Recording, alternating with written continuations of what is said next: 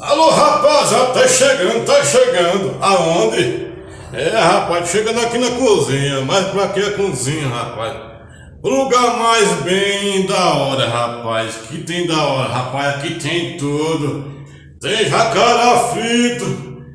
Tem papagaio, rapaz. Papagaio pegou o pau do jacaré, mas onde já o jacaré? Aqui tem tudo, tem tudo. Mas tem tudo o quê? Um cafezinho, que é em primeiro lugar, né, rapaz?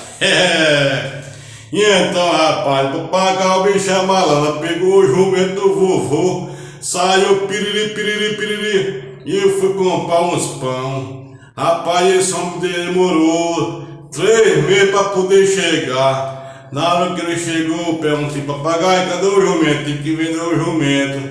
Mas cadê os pão? Tinha que plantar o trigo pra fazer o pão. Eu, papagaio desgramado, meu filho. Aqui tem tudo, tá eu e o Chico Limão. Rapaz, tá chegando a onda. Chegando nesse quarto, meu filho.